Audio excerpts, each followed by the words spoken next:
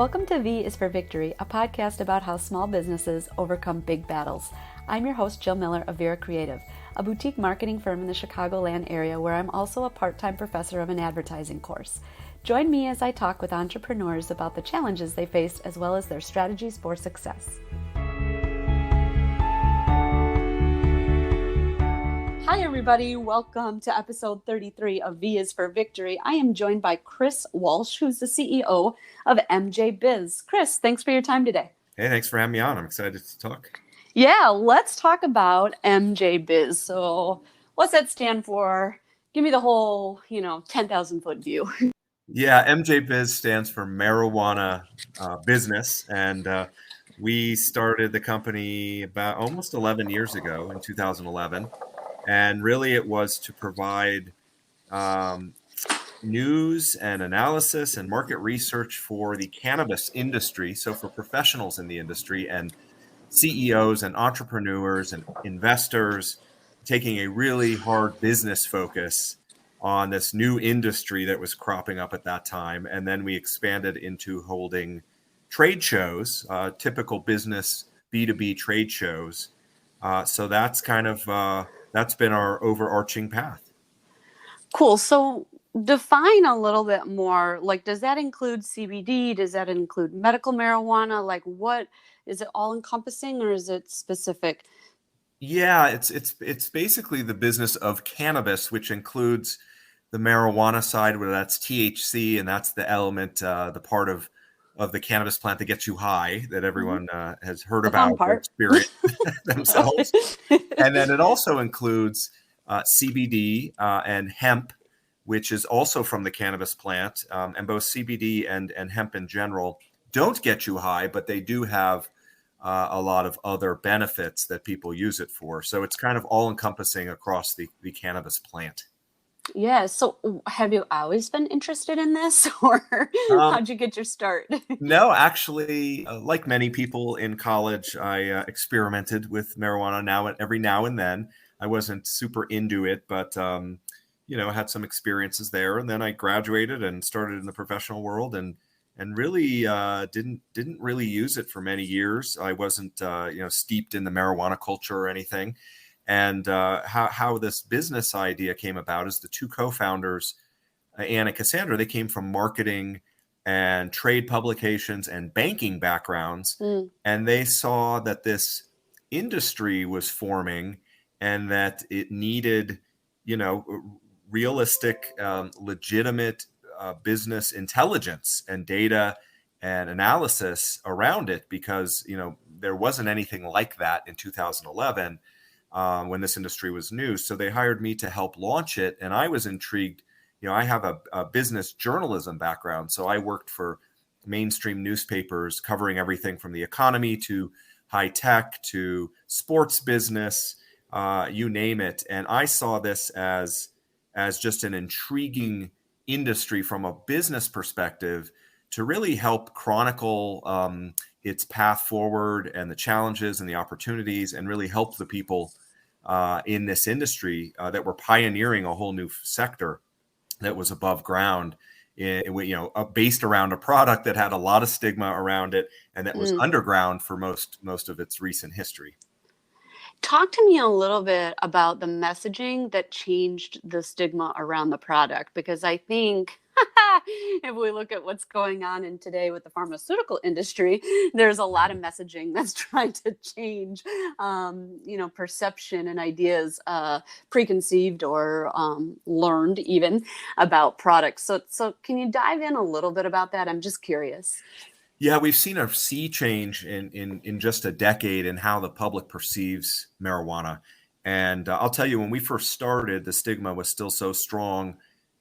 People were taking risks to be in this industry. It's federally illegal, and states had started to legalize, and there was no framework or regulations or even assurances that the federal government wouldn't come and burst down your door if you were growing or processing or selling marijuana. So that's where this was a decade ago. And I remember when we started, I was spending weeks trying to research the marijuana industry. And I did, a thought occurred to me, like, I hope I'm not being I hope I didn't put in some triggering words that I'm being like monitored, Big brother. like a drug dealer. Yeah.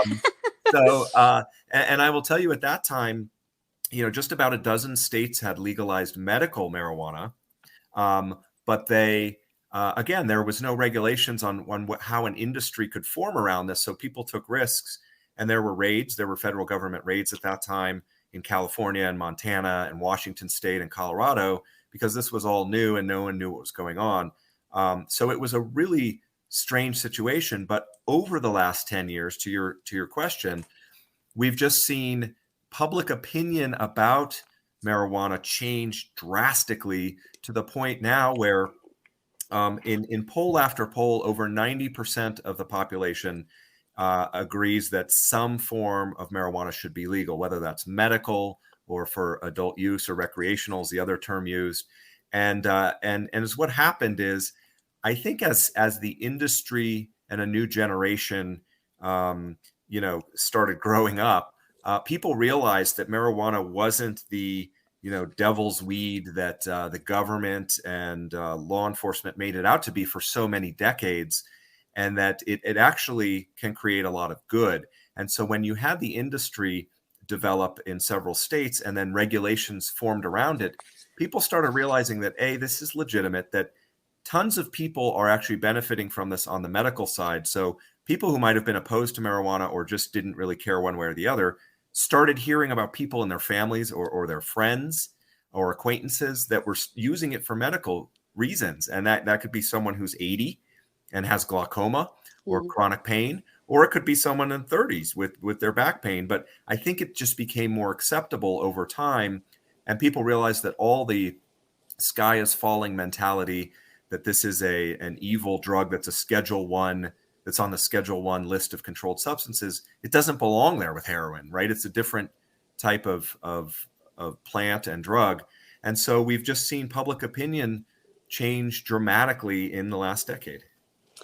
So you think it was more cultural, generational versus a deliberate marketing message that was sent out there to change the perception? Yeah, and I'd say the initial marketing message 10 years ago was not great, because there weren't a lot of regulations around the industry. So you'd be driving the streets of Denver, for instance, and you'd see sign spinners on the corners advertising half-price joints, or you'd have billboards with 50% off bud, or whatever. And that didn't do the industry any favors. And that's what led to the regulations across the country. So at the beginning, the industry was not putting a very good or even medical face on what it was doing.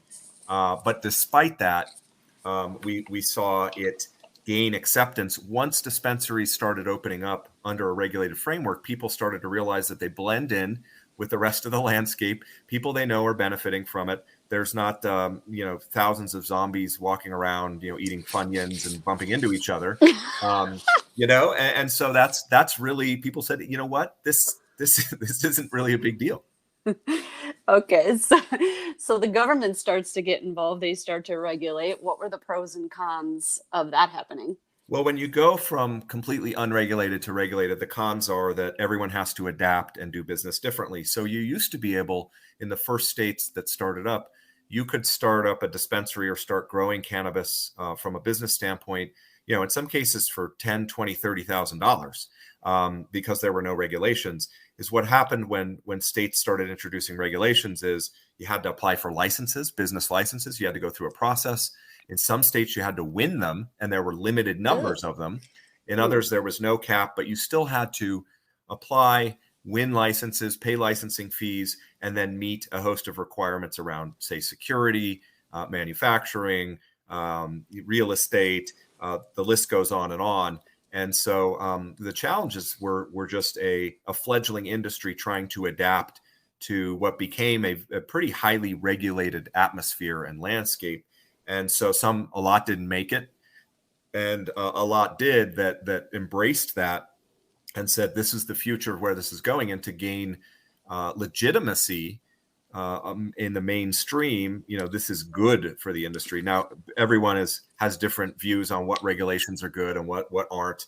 But in general, that's kind of how this has played out. Yeah. Wow. Okay. So when you talk about the businesses that didn't make it, they just couldn't adapt. Like, can you talk to me about maybe some of the things you've seen firsthand from like the things that the businesses that made it did versus the ones that didn't? Yeah, absolutely. I mean, the ones that made it, and just to clarify, I'm focusing mainly on companies that touch the plant. Okay. So they grow it, they process it into, marijuana brownies or oils, and they and or they Sorry, sell you it. just brought back a memory. I'm sure. I'm We sure a lot won't of go down that road. sure a lot of listeners are in the same boat there. Yeah. Um, Oh. so, and then the retail side where you actually sell it to patients or consumers, there's a whole nother ecosystem of ancillary businesses, and that's what we are. And they serve the industry or serve consumers, but don't touch marijuana. So we don't Hmm. we don't touch it. But I'm for the purposes of this question, I'm focusing on those that touch the plant. So what happened is, the ones that made it understood, as I said before, that this was the reality of making something that had been demonized and underground legal. So they embraced the regulations. They worked with state and local lawmakers and regulators to even help craft the regulations in many cases, and Mm. share their concerns and what works and what doesn't. And they developed those relationships not only with the regulators and lawmakers, but also with their communities. So they were involved in community give back efforts, and they were having their staff volunteer, and they were donating to nonprofits, and they were ingraining themselves in their local communities. And those are the ones that made it, and they took the regulations seriously. They followed them to a T. They tried to understand them. They tried to help shape them. They had a voice. The ones that didn't make it were those that were really fighting the regulatory structure from the start. And there were a lot of people that did that because the initial wave of entrepreneurs in marijuana were not they did not typically come from heavy business backgrounds. Right. Yeah. Not Not business started savvy. companies before. Hmm. Some of them probably hadn't even worked at companies before. They were just, maybe some of them were selling out of their basement or whatever, and they saw this opportunity to go above board. So there was a lot of pushback, and the ones that didn't embrace it, or have a strategic business focus, which means understanding your customer and Hmm. and understanding how to cater to them and understanding trends. Those are the ones that struggled, or in some cases didn't make it. Yeah, and I think that we can say that that's true for any business in any life cycle, that if you don't have the ability to adapt and understand the market and understand the changes, not only in the industry, but in society and consumers, you know what I mean? Then it's kind of a recipe for disaster in any industry. Yeah, and I'd say it's time. The need to be flexible in the marijuana Yeah. industry is times 10 over any industry I've been, because everything changes very, very quickly. We actually have an internal saying. We don't use words like pot or ganja or weed, because it kind of feeds into the stigma. We use Right. cannabis and marijuana, but I'll tell you that we have an internal saying. It's kind of pot years, and that's that 1 year in the marijuana industry is like 3 or 4 in any other industry because of the pace of change. So if you're Got not it. if you don't know how to adapt to that, that's where we've seen a lot of failures and missteps. Got it. Yeah. So talk to me a little bit about MJ Biz. Like, I know you talked about it a little bit, but in terms of, what came first, the publication, the trade show, how did this all develop? Just paint the picture for me and your involvement in it. Yeah. So as in any successful business story, there are some key pivots along the way that you have to make. And that's all about what we were just talking about, being flexible. So when we started, the idea was that we would offer a trade business intelligence publication for people running dispensaries. So we actually, our company name when we started was Dispensary Insider. Um, and it Sorry. was, You can laugh at that too, right? yeah, and it was supposed to be for people running dispensaries to help them run their businesses better. And we were going to do case studies and reports and all that. And it was what we found after a couple months is that that the market wasn't very sophisticated to care about that kind of stuff. They were just glad they were open and dealing with the day-to-day operations. And so we were like, how do we monetize this? There's no one really willing to pay ads. No one's going to subscribe to something. So is what we did is we had a pivot there, and we actually pulled back for a couple months. And I took 1 foot out of this. I helped launch it. So I was building the content with my journalism background. I was writing, I was understanding the industry, writing about different things going on and intel for dispensary owners. And then the federal government started cracking down in the Western states that had, that businesses had sprung up in, and they were raiding dispensaries and cultivation sites. And we didn't know if the industry was going to be around in another year. Mm-hmm. So, I mean, it's technically illegal. It still is. And so we had no idea what was going to happen. So I started researching other kind of business to business trade publication ideas. I looked into maybe we'd do something for veterinarians. I was just looking all over the board. And that was a pivotal moment, because as what happened is there were some changes in how the federal government started approaching marijuana, and it went to more of a hands-off. If a state had regulated and the businesses were following the state's regulations, the DOJ was going to more or less look the other way or put it as a low priority. So not to get into the details of that, but we saw that there did seem to be a future. So I went back into it 100% to build this up, and we decided to launch a trade show, which I mentioned earlier, in 2012, and that became really the backbone. The backbone of the company is MJBiz Daily. That's our news and analysis site. But from a financial standpoint, it was the trade show that really swung our company in a different direction, where we had, our first one in 2012 in Denver. We couldn't find a venue that would take us because no one wanted a marijuana conference. Right? And so we held it in an event center that was in an old Masonic lodge.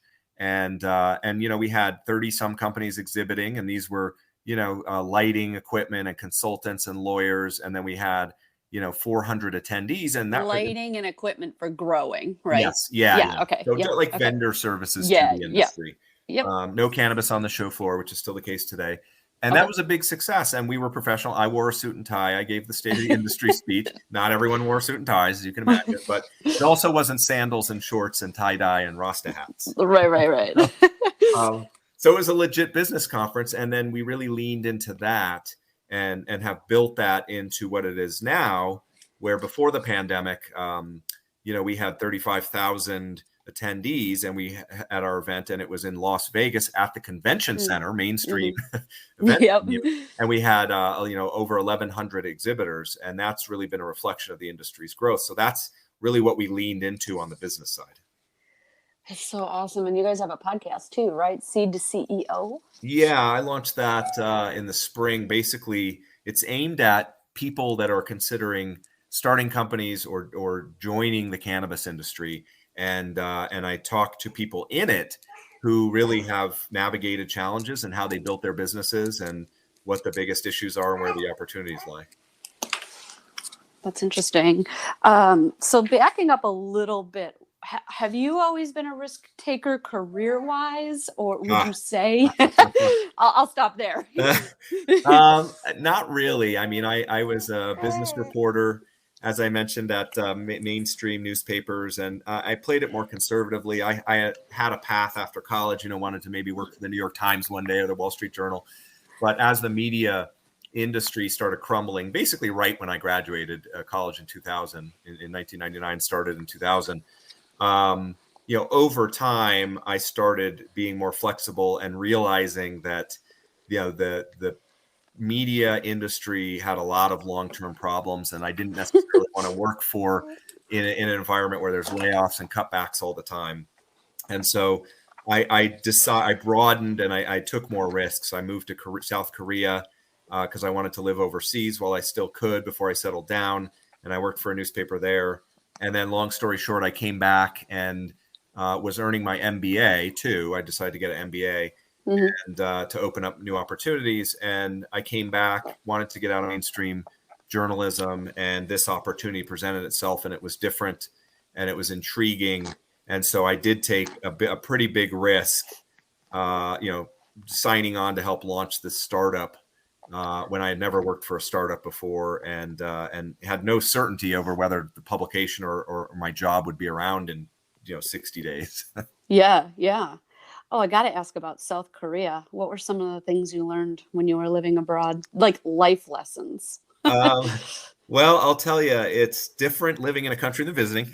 I'm a Yeah. I'm a big traveler, big overseas traveler, and wanted to try living somewhere, and that opportunity arose. And I'd always heard it. You visit even for a couple weeks, it's not the same as living there, and you just have to be so adaptable, especially in a country where the language is completely different, and not a lot of people speak fluent English, and the language is hard to learn.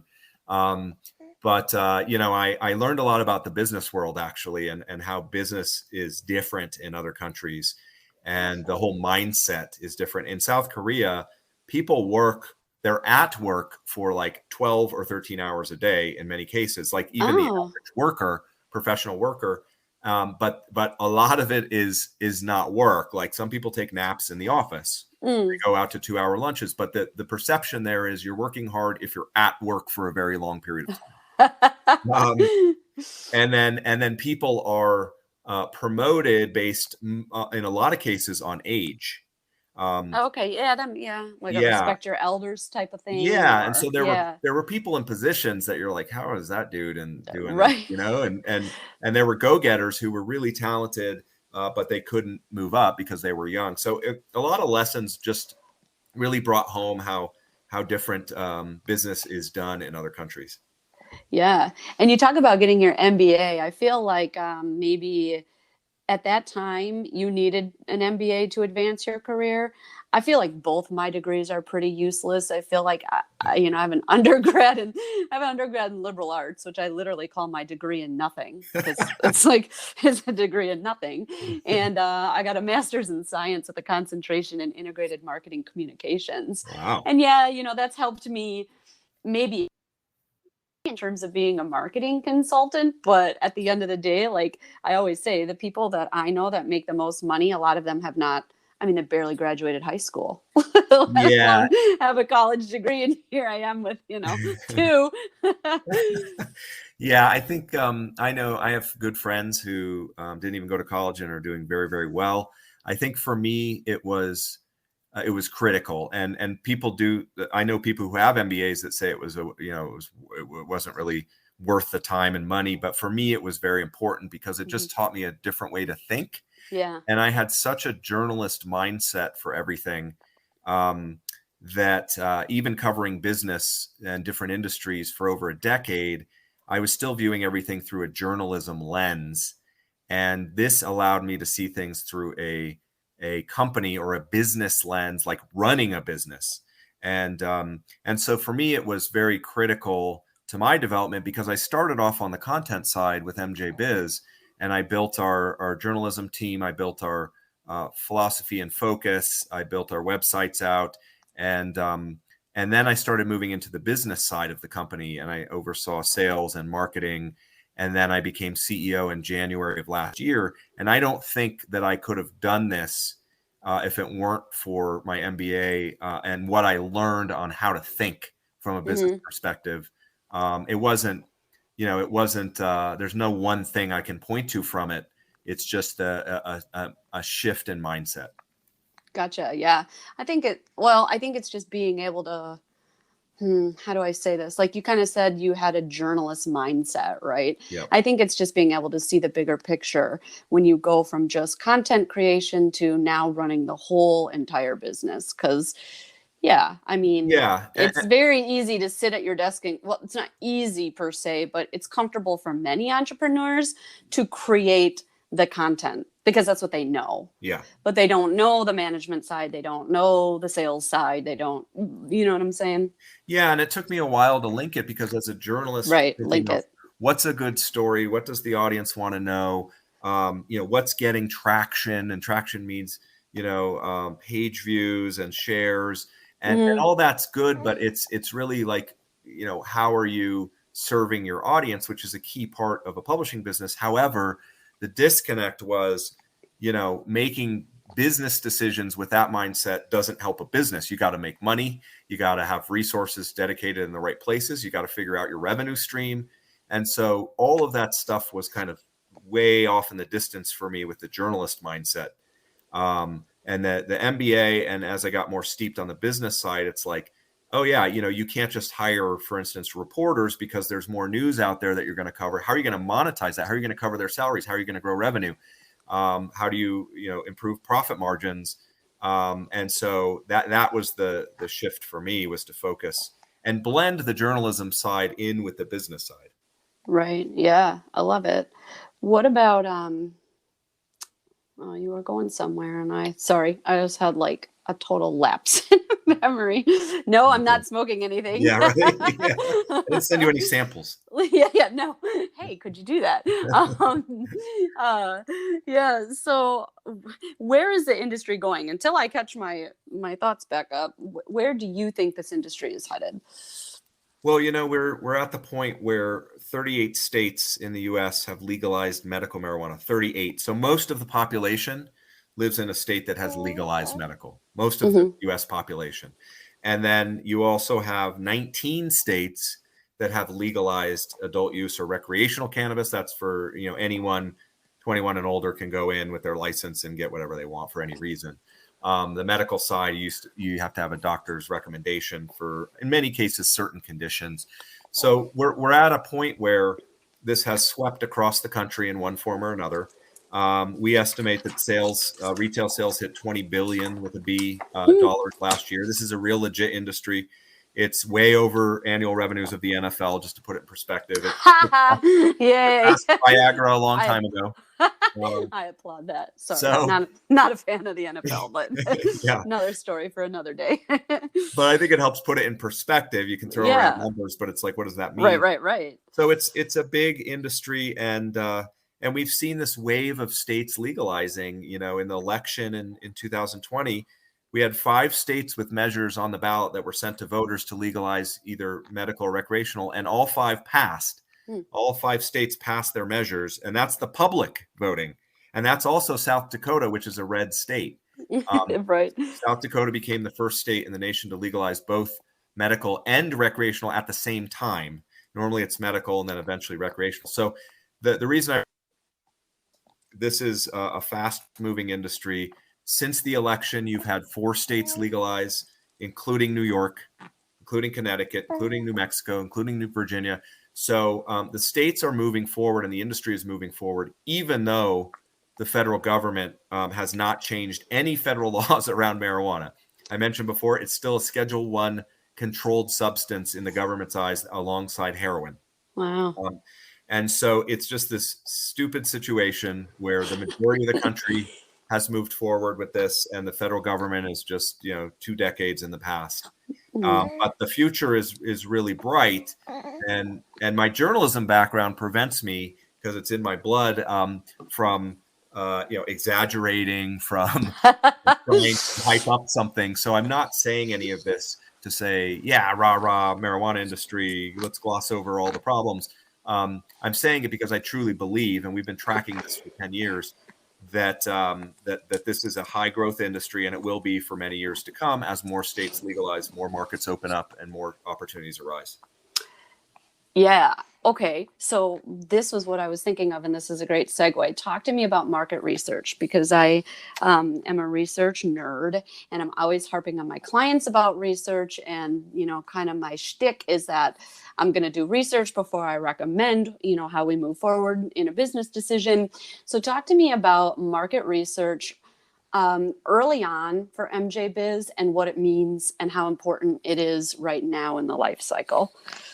So when we started, there was zero, well, I won't say zero, there was very little information out there, very little data.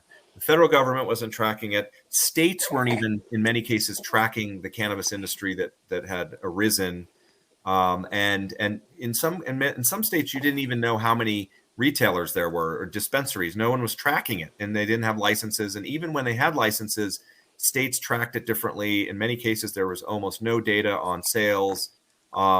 So we came out with a report in 2012 called the Marijuana Business Fact Book, which we still produce to this day. And it was our attempt to put numbers around this industry. And I will tell you, I spent several months, 6 or 7 days a week, staying up till 2 or 3. I still remember sitting on my couch in the living room. My wife was sleeping. Then then she was pregnant, and I would stay up until 2 or 3 trying to find data on this industry and trying to paint a picture of what the heck was going on and how big it was and all that. And so in the very beginning, it was very, very extraordinarily difficult. And so my job was to find the data I could and then put good algorithms and assumptions behind any estimates we did. So even if you say, I don't agree with this, it was rooted in logic, right? Because nothing was at that time, and there was no data, and anything out there that companies were doing was just garbage. Like they were just making stuff up, right? Yeah. So we started doing that, and over time, the data is still very, I say it lags other industries by a while. And again, the federal government's not overseeing anything. It's not tracking jobs. It's not tracking anything. And so every state has a different way of doing it still, but the states have gotten better at tracking the industry. So now we have much more intel into sales trends and sales volume and number of companies. And we can make better estimates for number of jobs in the industry and the economic impact and all of that. It's still, a lot of estimate work because there aren't still a ton of hard figures. And now you also have companies that have POS systems in a lot of the retailers. So they're actually tracking sales. And so now you have some hard, real data from some states. And so it has evolved significantly. And we have much more than we've had in the past. But it's still confusing and challenging to track the industry. So right now, I feel like there's a lot of people potentially looking for new jobs. And what do you have to say about people that might consider this industry? Where do they go to get started and to learn, just to get educated? What aspect of the industry is the easiest to jump into? Do you think those are a lot of questions? Yeah, I think in general, I think I can sum it up fairly succinctly, is that whatever you're doing now, wherever you have an expertise, you can apply it to the cannabis industry. So if you're like a marketing pro, or you're great at, or you're in the real estate industry, or you're a graphic designer, or it's basically anything any other industry needs, the cannabis industry needs. And so the people we find who are successful in transitioning in this industry are leaning into what they do best. They're not trying to take on some other whole new field. And cannabis isn't just about growing and processing and selling. As we talked about earlier, there's this whole sphere of support companies, billions of dollars worth, and tens of thousands of companies that are providing technology and services to the industry. And so again, whether it's marketing and advertising, whether it's PR, whether it's technology, software development, the list goes on and on and on. You can apply those skills to this industry. And so that's where I encourage people to think in that direction, because I think the first thing people think about is, well, I'm not going to get into cannabis because I don't know how to grow weed, and I've never run a retail store. Those are just the very public-facing parts of the industry. The entire ecosystem is much, much larger. Yeah, a lot more complex behind the scenes, it sounds like. And also, I'd say that you have this, it's been going on for several years, but it's accelerating. You have mainstream professionals, executives, investors, and companies that are now joining the industry. A couple of years ago, we wouldn't have been able to hire the vice presidents that we have on our staff that come from publishing, mainstream events, and business development, because they wouldn't have taken cannabis seriously or thought there would be a risk to their careers. And that situation is going on across the industry, that we're able now to attract really top talent from big companies. And you have mainstream CPG, consumer packaged goods companies coming in and eyeing the space.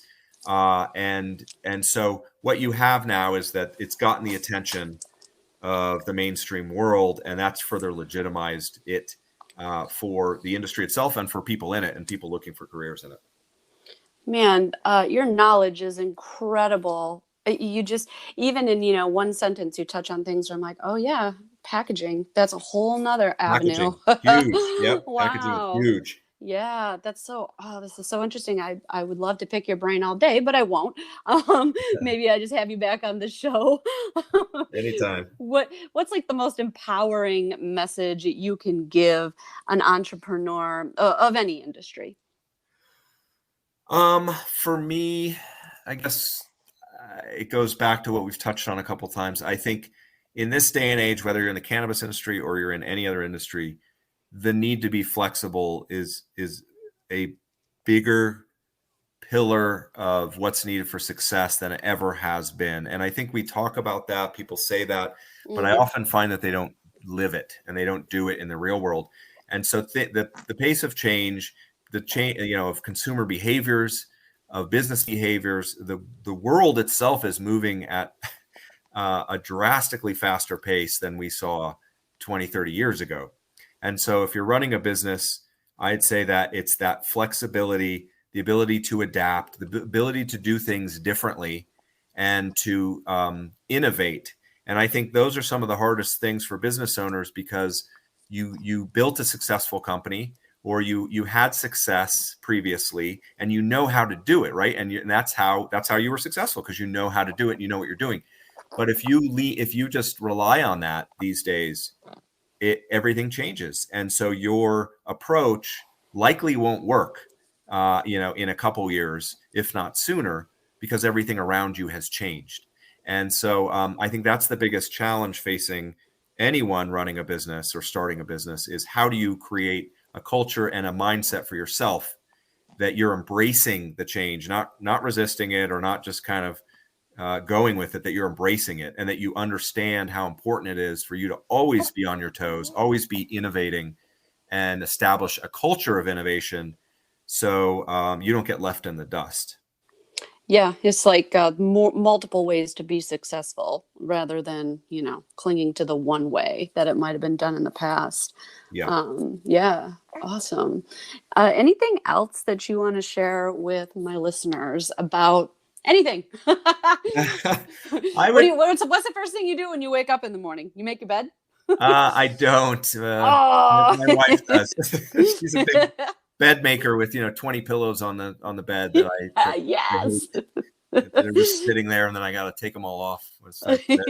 Um, no, actually, I don't have any super strong words of wisdom or something that I do that's empowering. I know there's a lot out there. Oh, I'm sure you do. I You just aren't giving yourself the credit. Are you like a routine person? Like, in order to, like for you to be successful in a day, do you have like a routine you follow or I'm actually not. No, I think no? that's very against the grain.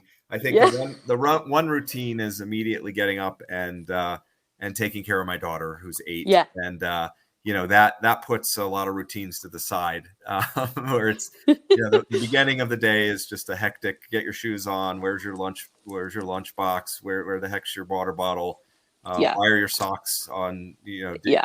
Miscolored socks and Yeah. misfitting socks. And okay, run to the car. You're going to be late. Like so that, and then it's kind of come home. And really, it's go through and try and knock out emails that I need to get out. And I think that's how my day kind of gets started is taking care of whatever came in late the day before and that morning, and making sure that doesn't sit there until the afternoon or the next day. Oh yeah, I can't handle. I'm not one of those people that can have like even a one or a two next to my email icon on my phone. Like Yeah, I go bonkers. And I have right. one of my I have one of my clients' emails, and I'm thankful that she checks emails as often as I do because otherwise I see hers sitting there. Right. Oh, I'm the most flexible type A person you'll ever meet. Yeah. Nice. I like that description. What does your daughter think Daddy does? Does she? Well, how does she describe your line of Well, work? she's not to the point where she's really describing it. She just says, "Daddy, he manages people. Daddy's the Okay. boss." Yeah. She says Okay. a lot. But we do, we publish a magazine called Marijuana Business Magazine, and it does come to our house on a monthly basis. And it's not some woman in a bikini holding a bong. Right. This is some dude in a big grow facility, watering plants or using technology or whatever. But we do have that come in, and she's kind of she's kind of looked at it for a second and puts it down. She just thinks it's plants. But Yeah. I'll tell you, I'm not worried for that day because she's not super wrong either. So yeah, exactly. It's just a plant. plants. I'm in the plant industry, honey. Right. Yeah. It was easier before recreational marijuana was legalized because when it was just medical in the country, it was like, yeah, I'm in the healthcare industry, you know? Yeah. A little bit different now. Oh, well, thank you so much for your time. I really appreciate this. Like I said, I feel like we just scratched the surface, but I feel like listeners will be really intrigued, and they have a lot of places where they can go and now start to research the industry on their own, because you've given a lot of golden nuggets in this interview. So I appreciate you. Thank you. And I'm not doing this as a self-promotional thing. It's, MJBiz Daily is what we do. And that's new people in the industry that are researching it and trying to understand how it works. That's often what we hear. They start with us or someone else, like just, do your research if you're getting in. And we provide lots of tools through MJBiz Daily, but there's other stuff out there. And that's your first step is spend some time, sit down and figure out how this industry works, because it's complicated and it's fun and exciting and unusual. And if you don't really have a general understanding of how it works, it's harder to get your head around the opportunities or to, enter into it. Yeah, good point. I think that's with most things. Yeah, I will definitely link your website and your socials in the episode notes for everybody to take a look at as well. Great. All right. Well, thanks for your time today. All right. Well, thank you.